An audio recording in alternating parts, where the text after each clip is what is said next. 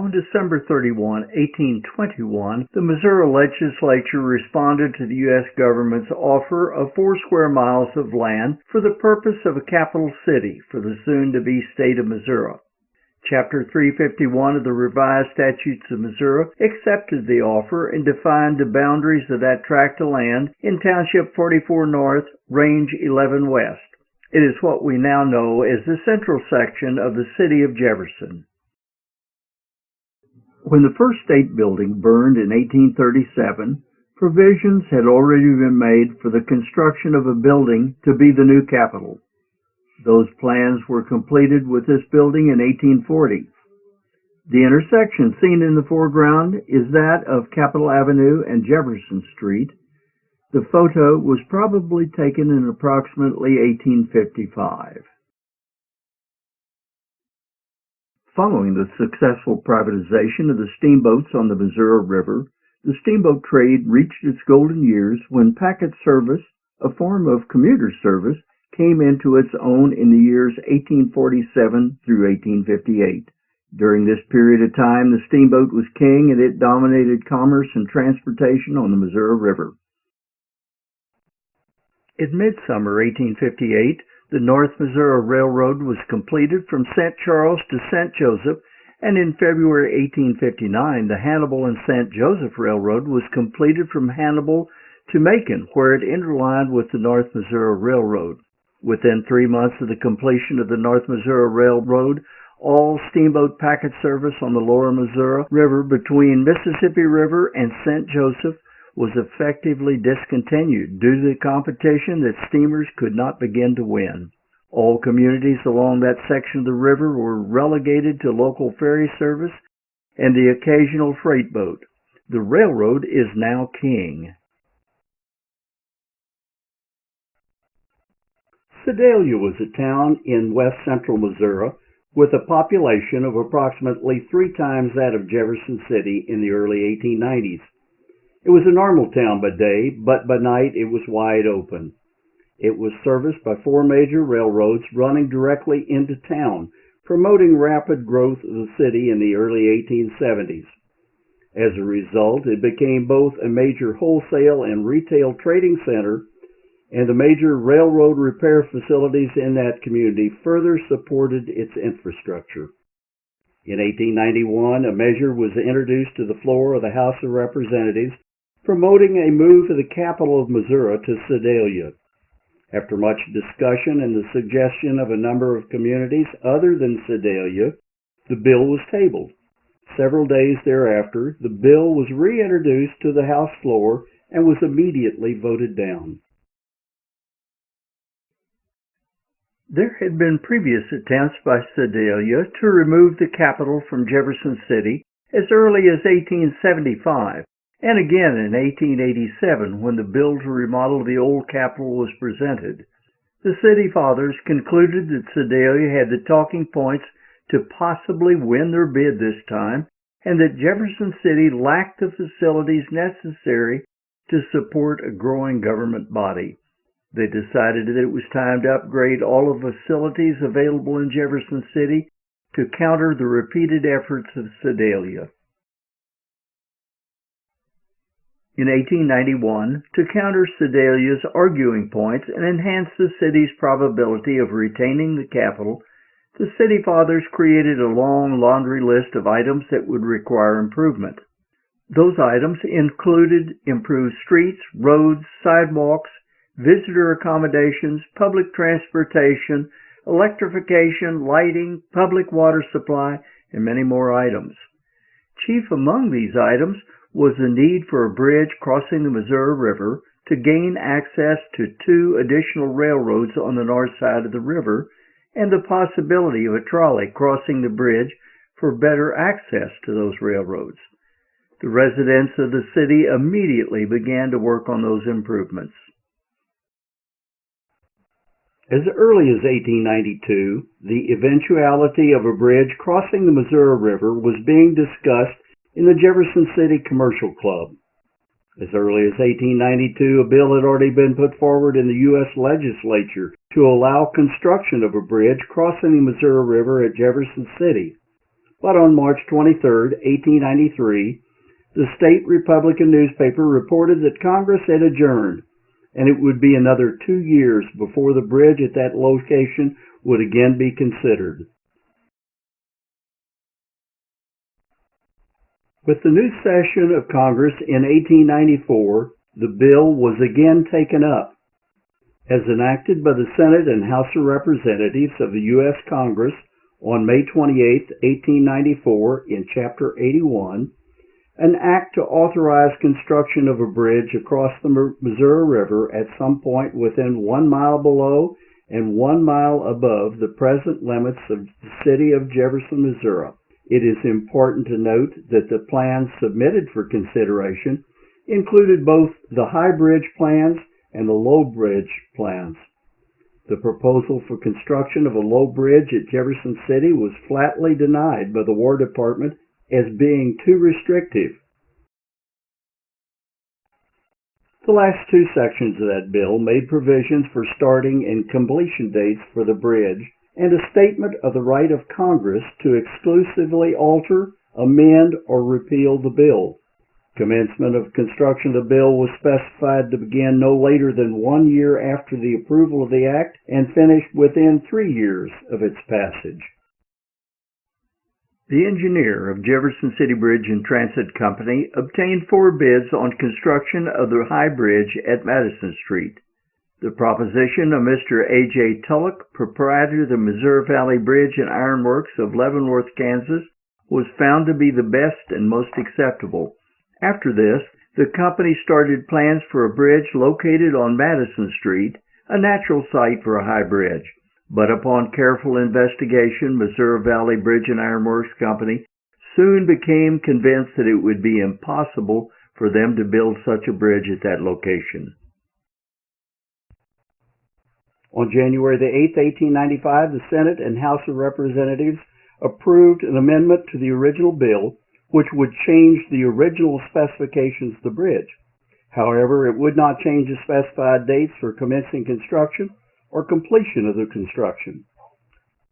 The provisions for the amended general specifications for the bridge as found in Section 3 of the original bill were modified as follows. That said bridge may be a pivot drawbridge. It shall have 1 drawspan affording 2 clear openings of not less than 200 feet each, which drawspan shall be maintained over the main channel of the river with a fixed span or spans, each not less than 300 feet in length in the clear. The headroom under each of these spans shall not be less than 10 feet above standard high water grade line, and the piers of said bridge shall be parallel with the bridge itself at right angles to the current of the river. In the early morning hours of February 20th, 1895, an eastbound train from Sedalia pulled into the depot at Jefferson City, and a number of Sedalia persons exited the train. Sedalia people had put together a plan of action, and that day was a day of action. The legislature went into session that morning, and the first thing John Bothwell introduced a resolution onto the floor of the House of Representatives for a referendum election to occur at the general election to be held the first Tuesday after the first Monday of November, 1896. The provision of the resolution was to move the capital of Missouri from Jefferson City to Sedalia. Bothwell then moved that the rules be suspended and that the House go immediately to a vote of the resolution with no discussion on the floor. The resolution passed within an hour. Jefferson City Commercial Club holds an emergency meeting to attempt to block the resolution in the Senate that afternoon. As the Senate went into session that afternoon, the senator from Sedalia, Charles Gaither, introduced the resolution to the floor of the Senate. He moved that the rules be suspended and that the Senate go immediately to a vote on the resolution without discussion. The resolution was immediately approved by the Senate, and by 3 p.m. that afternoon, it was law. It was approved overwhelming 91 to 40 in the House and 25 to 7 in the Senate. The residents of Sedalia were ecstatic. They felt it was a done deal once the formality of a vote in November of 1896, some 20 months away, was completed. But 20 months is a long time, and it was still time for Jefferson City to respond. The May 23, 1895 edition of the State Republican newspaper of Jefferson City carried a full-page recap of the historical events leading up to the groundbreaking and the general description and specifications of the bridge. There were no estimates as to the number of parade participants or the number of individuals attending the groundbreaking ceremony. However, the number in both cases must have been quite significant. The image presented here is the architect's drawing of the bridge as it was to be built. The general specifications of that bridge are as follows. From the retaining wall in the street to high water's edge, the structure will be a trestle of 140 feet long, crossing the Missouri Pacific Railway track with a clearance of 21 feet above base rail. This trestle will consist of steel towers, cross girders with a wooden floor, and wrought iron hand railing. The first span from the Jefferson City shore will be a draw span of 440 feet between the centers of end pins, following which will be two clear spans of 350 feet each, then a pile trestle of about 465 feet long, and finally a protective earth embankment about 1,300 feet long. The clear roadway of the bridge is to be 20 feet, making the distance between the center spans of the trestle 22 feet. The clear headway will be something less than 15 feet. The handrails are to be of wood, strong and high, thoroughly braced to prevent accidents. At the bottom of each handrail there will be a wheel guard of timber to prevent vehicles from striking the handrail or superstructure. The floor is to be of longleaf southern yellow pine. The bridge is constructed for carrying motor vehicles, streetcars, wagons, etc. In this photo, dated July 30th, 1895, we see the very beginnings of the construction of a timber caisson which will enclose the principal pier supporting the swing span of the bridge. At the extreme right of the photo is a pony steam engine which is located on the working barge. The steam engine will provide the power for the cranes on the working barge which will do the lifting while on the river. The caisson is a large, watertight chamber, open at the bottom, from which the water is kept out by air pressure and in which construction work may be carried out underwater. This is a completed caisson number 2, ready to be towed to its resting location for the central pier of the swing span.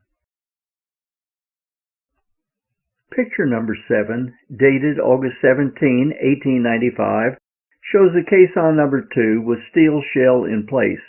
The pivot and structure to aid in the turning of the swing span are in place, and the steel shell and caisson have been filled with rock and concrete.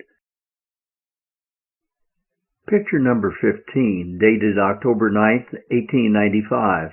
With workboats clustered around pier number 3, laborers can be seen completing the 2 steel cylinders that comprise the pier. Picture number 22, dated December 3, 1895, shows the steel shell of pier number 2 exposed with the wooden timber caisson sunk below the river level. Working barges are located at piers number 3, 4, and 5.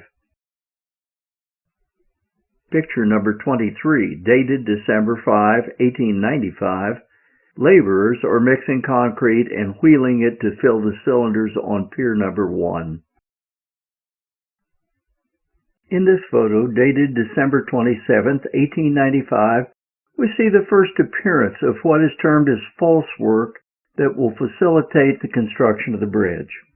One of the definitions of false work is that it consists of temporary structures used in the construction to support a permanent structure until its construction is sufficiently advanced to support itself. Pier number 1 is located at the south end of the draw on the Jefferson City side and consists of 2 steel cylinders 6 feet in diameter resting on bedrock into which it penetrates several feet at about the level of low water. These cylinders are filled throughout with best quality Portland cement, concrete, and finished on top with granitoid. Pier number 2 is the large cylindrical pivot pier for the drawspan and consists of a steel shell 24 feet in diameter, filled with concrete and resting on a timber caisson, likewise filled with concrete, which caisson extends down into bedrock, having been sunk by the pneumatic process. The bottom of this pier rests on solid rock at an elevation of 63.4 feet above the St. Louis directrix.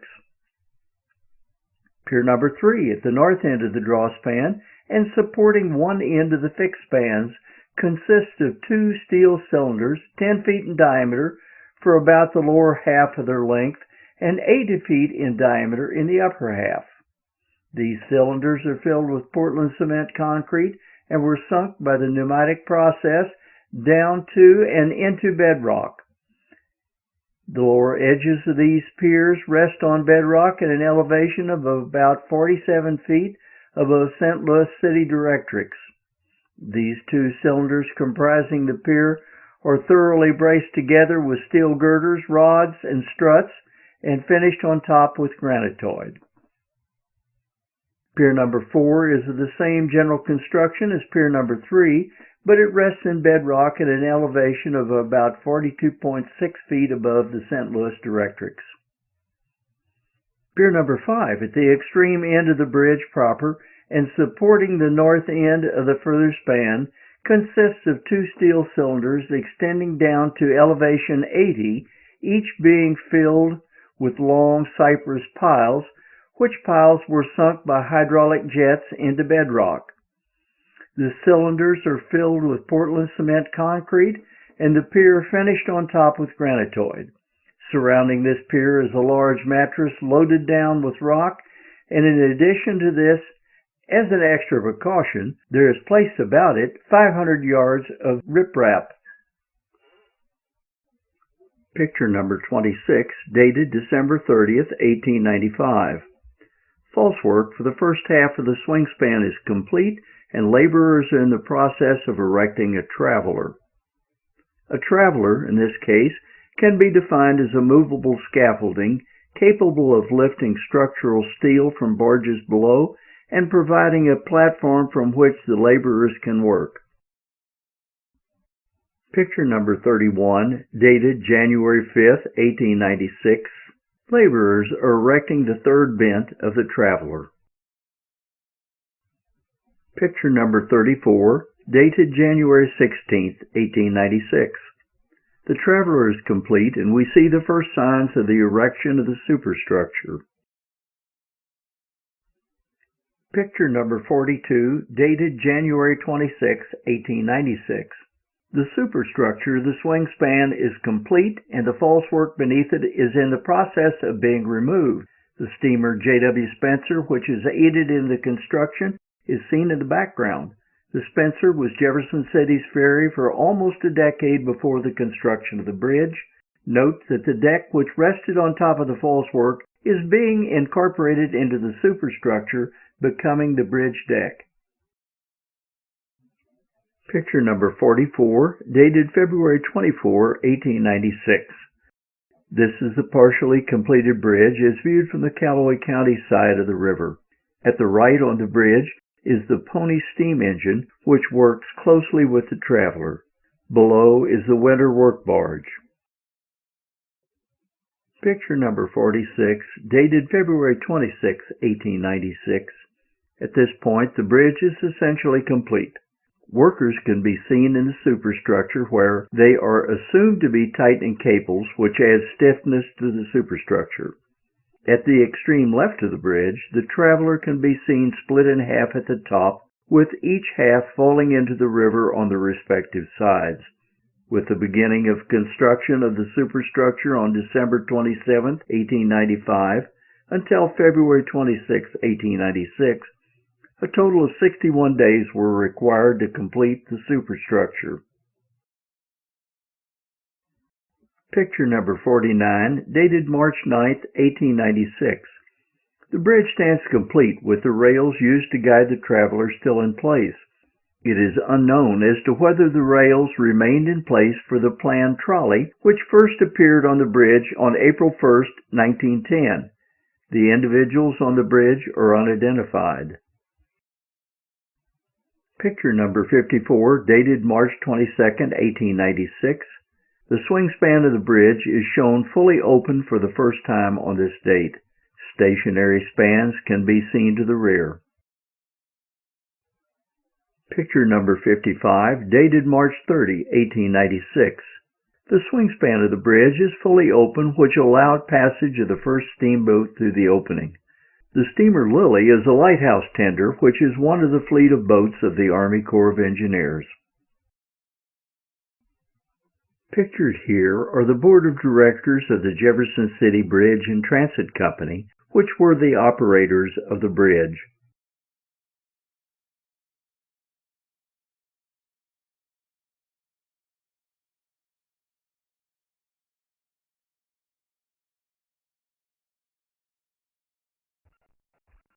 On the State News section of the March 5, 1896 edition of the front page of the State Republican, reported that the last span of the steel bridge across the Missouri River at Jefferson City has been completed, and the event was marked by the blowing of all steam whistles on the river and bridge works.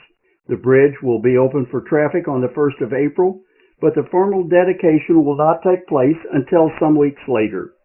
The Chicago and Alton Railway has a corps of surveyors at work selecting a route for a spur track from its terminus at Cedar City to the north approach of the bridge, so that passengers by that line can be transferred in 10 minutes. The April 9, 1896 State News reported the bridge was complete and open to foot traffic on Easter Sunday, April 5, 1896. Although the weather was threatening and some rain fell during the day, over 700 people took advantage of the opening day and crossed the bridge. Mr. W.H. Van Ryn was the first pay passenger, and Judge D.W. Shackelford was the first person who drove on the bridge in a buggy from the north side.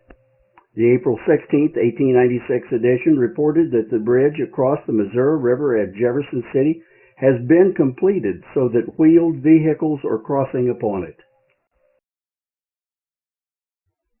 A dedication ceremony was held for the bridge on May 20, 1896, exactly 1 year after the official groundbreaking. Rail cars from all corners of the state attended the dedication ceremony and celebration with a reported attendance of 20,000 persons. A schedule of toll fees charged on the bridge as of 1900, taken from the Illustrated Sketchbook and Directory of Jefferson City and Cole County. Following the completion of the bridge at Jefferson City, one would expect that the critical dialogue between the cities appearing in the local newspapers would diminish or cease. That simply wasn't the case, as the Sedalia newspapers intensified their attacks on Jefferson City in an attempt to discredit the city and enhance the position of Sedalia in the upcoming referendum election. If Jefferson City had not been at risk of losing the capital, it is doubtful that all of the steps taken to modernize and improve the town would have happened. Jefferson City continues to make local improvements, even following the dedication of the bridge, just to prove that it is a legitimate city not living solely off of state government. Sedalia's relocation effort gives Jefferson City the ambition to improve and retain the capital. November 3, 1896 arrives and the voting takes place statewide. On the following day, the headlines of the Sedalia Democrat read, "The prospects look a little blue." And the following day it read, "We were beaten." The relocation referendum was defeated soundly, with approximately 65% of the voters of Missouri voting against capital removal. Only 18 of the state's 114 counties voted in favor of the measure. The sound defeat led to statewide embarrassment for Sedalia. April 1, 1910 was a red letter day and a cause for a large celebration as the new trolley system was introduced to city residents. It took almost 15 years and the sale of the bridge to the Kessler Group of St. Louis, who would be the new bridge operators, to finally see the construction of a trolley crossing the Missouri River on the bridge, and to have a trolley system as a means of public transportation throughout the city.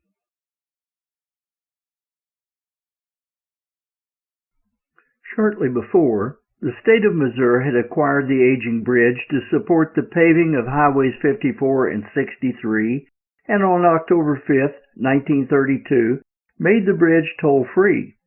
3,500 people were at the south entrance of the bridge to celebrate the event, which would be one of the highlights in the history of Jefferson City. When the state of Missouri took over operation of the bridge, it was found to be in deplorable condition and essentially dangerous. On December 15, 1932, Missouri Highway Department engineers prepared an estimate for the expenditures necessary to repair the bridge to operational standards.